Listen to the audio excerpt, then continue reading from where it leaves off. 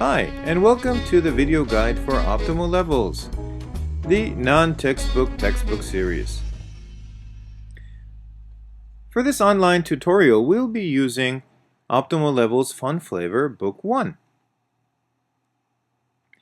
Hi, my name is Robert Murphy, and I am the author of the series. Alright, so let's look at the next page now. This is section 3 for Module 1. And this is titled Expansion. It says, work with a partner. Write your partner's sentence below and discuss. So the three sentences that we had just had the students write down, the blue sentence, the yellow sentence, and the red sentence, okay? We have those on the following page. What the students do basically is they swap their sentences, okay? So this is a bit of listening and dictation practice, okay? So let's see what this partner came up with. I want to go to London this summer. Okay. The second sentence is my father visited China in May.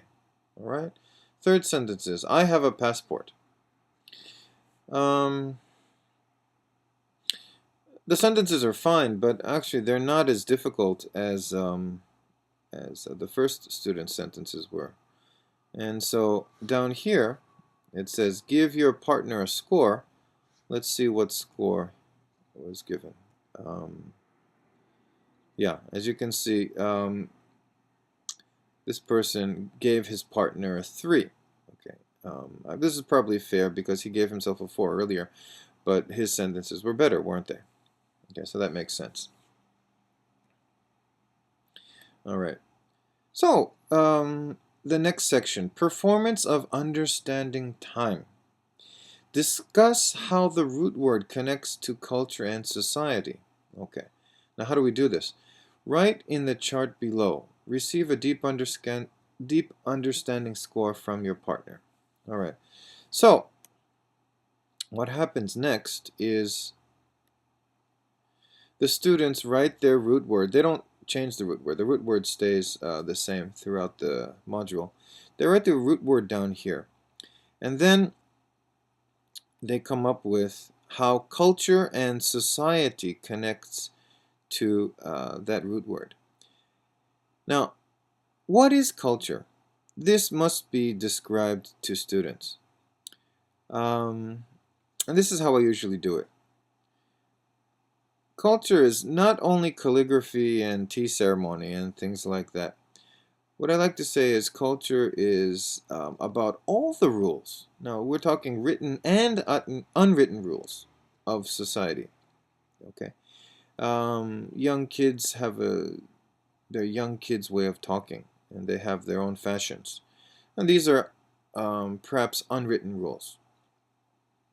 But nevertheless, they are culture, and they are rules. Okay. And what is society? Well, an easy way to capture what society is just to say big business.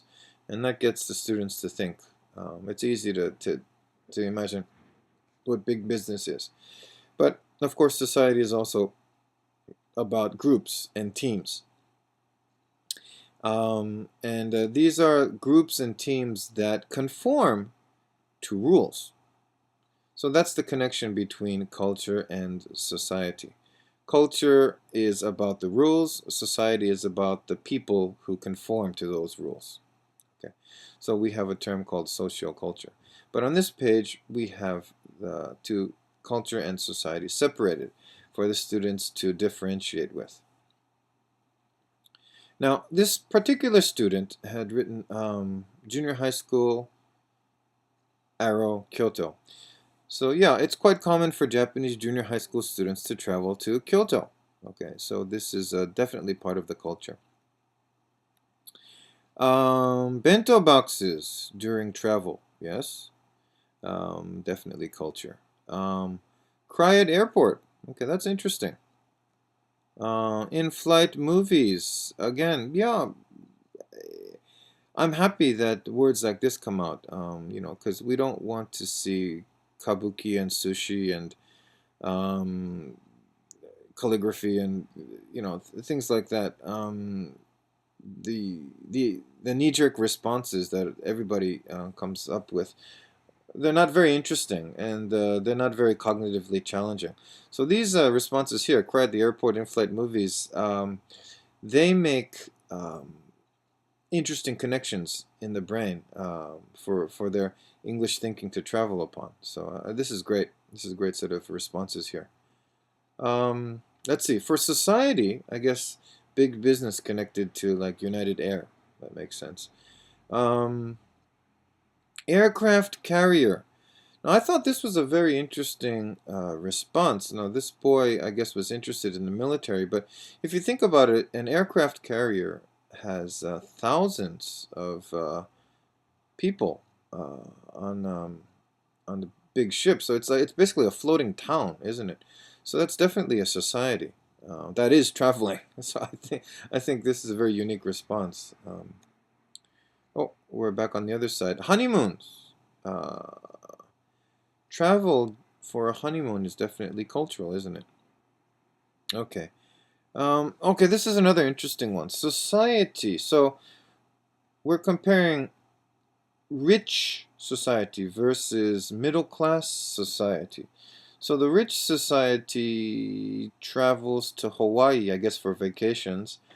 Middle class perhaps has local trips. Okay, so that's a very interesting distinction here. And I'm guessing that this Hawaii remark, or the thinking about Hawaii, came from his discussion with his partner earlier, because his partner talked about traveling to Hawaii, right? So it's interesting how all these things are getting connected within the student's brain. Okay, how they're all getting synthesized here. Let's see, are there any other? No, there aren't any other responses. But then, after discussion, so a 4 is given. Okay. Now, the partner can give this score, or you can have the student give themselves a score after a discussion with the partner. Okay, just leave that up to them. Again, the actual number is not really important, but this discussion process and the metacognition that goes on, um, that's necessary to come up with a score, that is the goal.